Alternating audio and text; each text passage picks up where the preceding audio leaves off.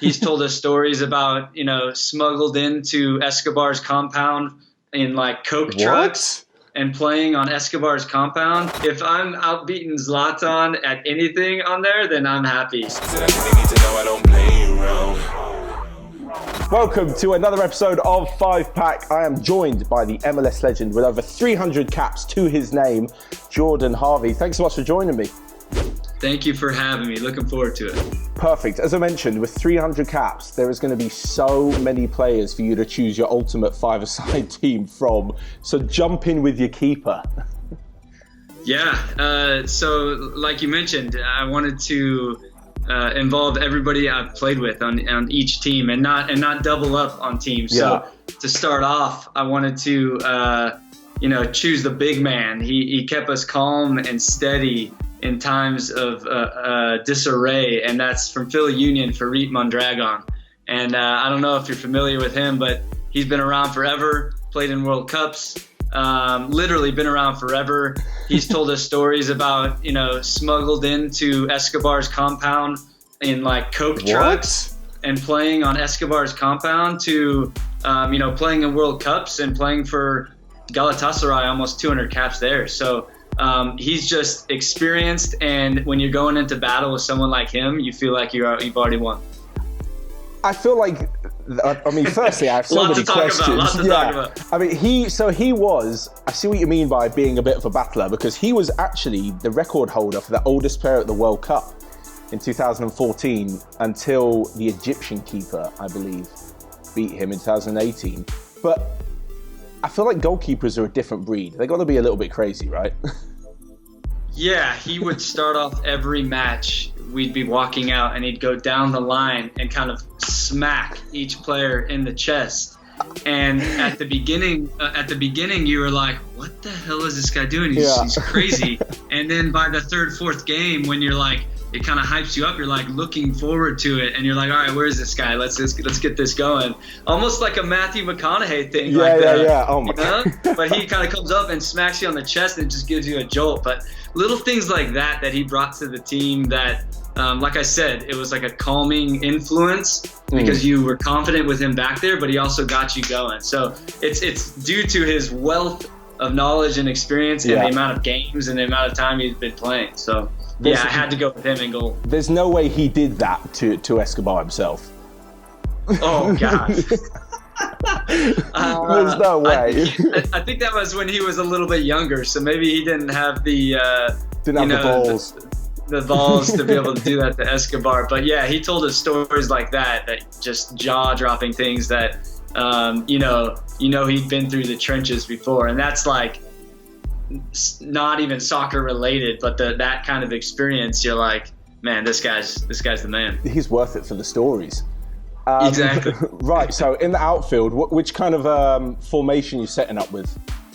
So, I gravitated my whole career towards guys who have had experience or like leaders on the team, and so. There's no one with even Mondragon that has more experience than a guy like YP Lee. And I know you're a Tottenham supporter. Yes. So, and I do remember. I was really happy to be saying this to you, but he came to Vancouver Whitecaps at the tail end of his career, but still in his, mid-30s, which I am now, was crushing it. Both feet, could play left back, right back. You could even play him in the midfield if you wanted. Had played for PSV, Tottenham, Dortmund, like the biggest clubs, and then to come, to Whitecaps after also a storied career for South Korea and World Cups with them and captaining them. He was just one that I looked up to and tried to soak up everything as a fellow back. I remember him being one of the neatest and tidiest players on the ball. Like the being both-footed is what really stands out in my memory from him, from watching him for sure. Yeah, he could go inside, outside, and he made everything look that much better because he'd put a step over into it or cut somebody, like it's an easy pass and he'll do a step over, go and pass it, and it just looks prettier when he's playing. And so balanced too. Yeah. And that also helps with his longevity because, as you might know, like if you're balanced and you aren't teetering to one side, your muscles align and like you won't get as many injuries, which helped him with his career. So he was an amazing player. I wish I would have played with him when he was a little bit younger. Yeah. Because I've seen highlights of him just flying up and down. Yeah. I'm seeing a little pattern here. So if you're learning from YP Lee at Vancouver, does that mean that Alphonso Davies at Bayern, who was formerly at the Whitecaps, learned everything he learned at left back from you guys? Are you the creator of Alphonso Davies that we see today? I am not going to take credit for that. Not at all. If he did pick something up, I'm grateful. Yeah. But he mostly played as a midfielder. He was further forward, right? Yeah. So, and the speed he had, and in this league, like he was blowing by people. And the thing that I loved about Alphonso, and I'm glad you picked him up, is he could pick things up really quickly, which is a credit to him and why he's doing so well at Bayern and shifting to left back, because he picks things up. You tell him once, and he'll implement that into his game. So whether it be movement off the ball, which I would tell him to do as a fullback, wanting him to have different movements, but man, he just picks it up and he's flying right now. One of the most entertaining and brightest young stars there are in the game right now. I really feel like I get that vibe from him. I watched an interview with him when he moved to Bayern in German. And it was a few months in and he had the basics of German nailed down. And I was like, you've got to have some brains on you to just kind of move there, pick it all up, understand everything, and then slot in a different position. And then put in performances in the Champions League like that. I mean, he's got to be something else. Amazing. Right, so YP Lee's the defender. We're moving into midfield now. You're going with one defender. Yes, well, the heart and soul of my Colorado team when I was there for a number of years was Pablo Mascheroni. And I feel like any small-sided game, I know we're doing five-a-side, but any small-sided game, he would just win. And his battle, his grit, determination, like communication, it was unbelievable, and something that I try to emulate, fall short of, I'm sure. But he was just the consummate, leader of a team, and so I had to put him right smack dab in the midfield, bossing all these forwards and defenders around. Yeah. Here's an interesting one. See, I tried to do a bit of research actually on the Pablo Mascheroni. I found this picture, and I can't ask him to explain it, but I'm hoping you can. If you've got, for all of you watching at home, we're going to put the picture on the screen now that myself and Jordan can see, if you'll open it. Okay. I don't know if you've seen it or heard about it. Once you mentioned Pablo as being the picture that you were talking about, I knew exactly what it was that you were going to pull up. I think that was, I can't explain it. You'd have to ask him. But from what I gather is that was leading into the World Cup. Right. I don't know, maybe 98. I'm not sure. But there's actually a whole cover, three or four pictures of different U.S. national team players. This is what and I there's heard. Another one of Landon, him, and there was one other player Casey that I can't Keller remember. Or Kobe Jones?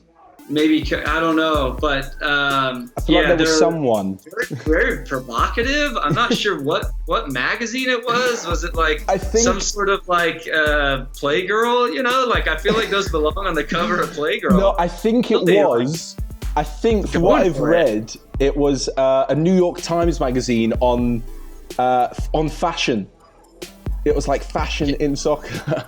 You can't fault their commitment to whatever the idea was from the person taking the picture. Yeah. Like they committed, and I'm sure I know him, and I'm sure he gets a laugh out of it now, and probably is making fun of himself. But those pictures are ridiculous. That's amazing.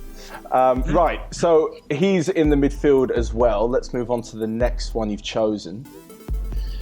Yeah, moving on, he started out as a midfielder when I was playing with him on the under-20 U.S. national team, but then obviously moved to a forward and rightfully so, but that's Clint Dempsey. Another Tottenham guy I'm sure you're happy with. But I played with him on the under-20 national team. We went to a World Cup at UAE, and that's kind of when he just came onto the scene. He was coming off the bench, and then when he'd come off the bench, he had such an impact that he would eventually start. And then he got drafted in MLS and went on to have an amazing career. But the raw skill and talent initially was, unmistakable. Like you could just see it right off the bat. Yeah. And his hard work and his work ethic, and like another guy who had like this grit that he knew he was like in it for the fight and would compete. And I'm sure you saw that when he was on Fulham, and then Tottenham as well.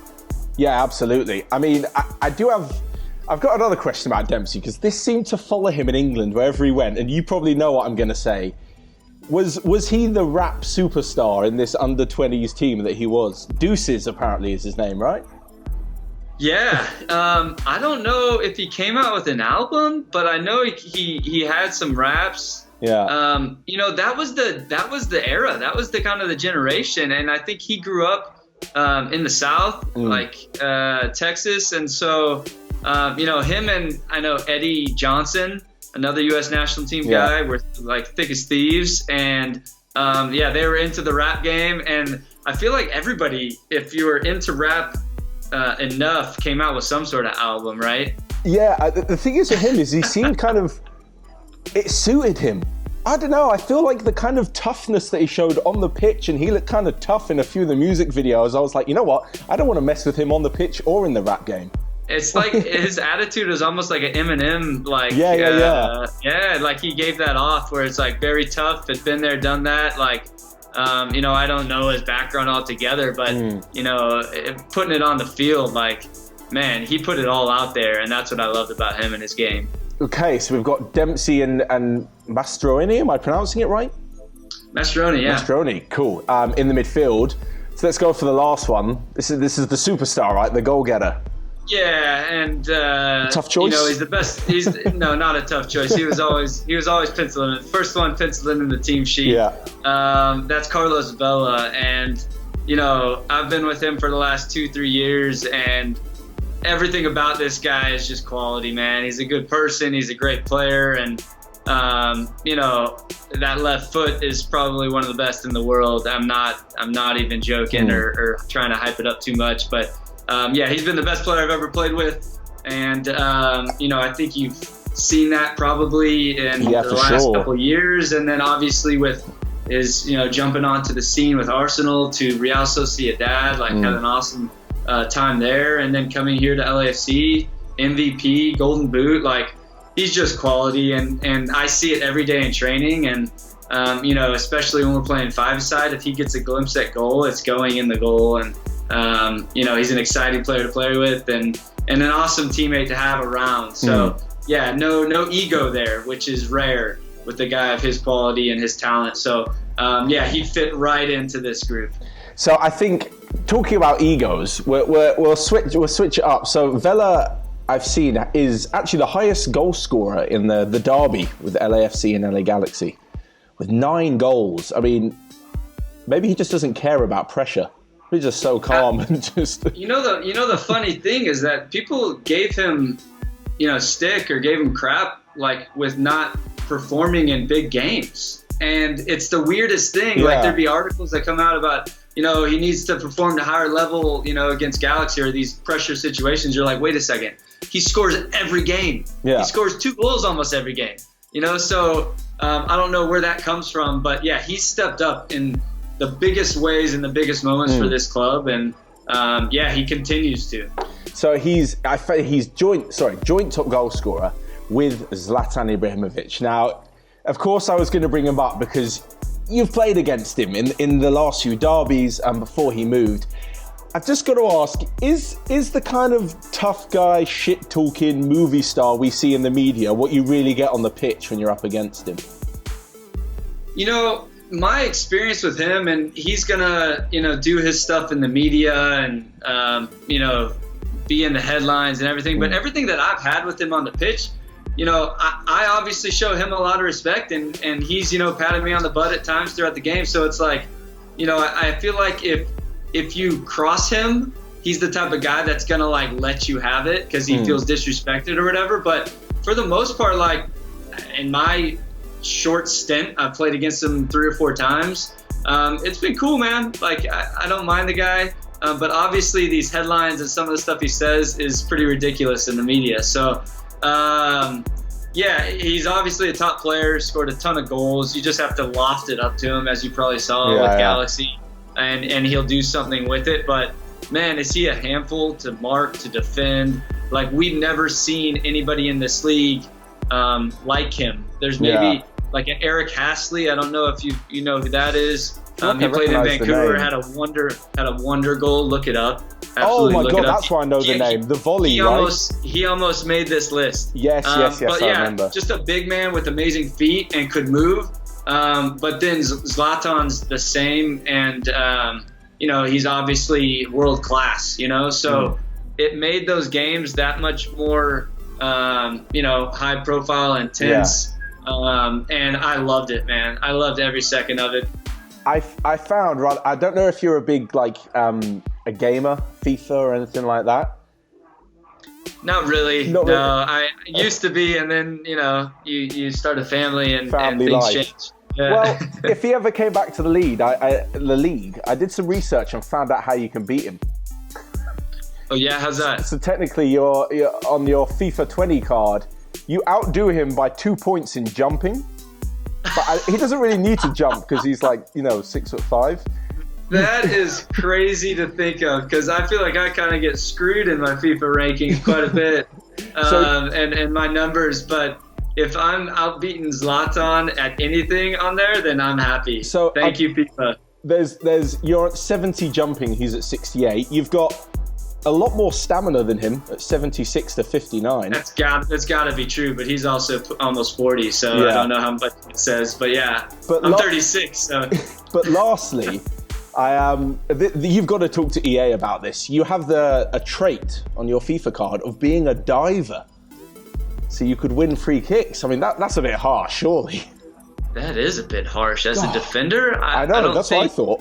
There's been one time in my career that I think I've dove and got a penalty, and it was blatant diving, and I cheated for sure. And my buddy Dan Kennedy, who's a goalie, called me out on it. But that's the only time. I've only dove once.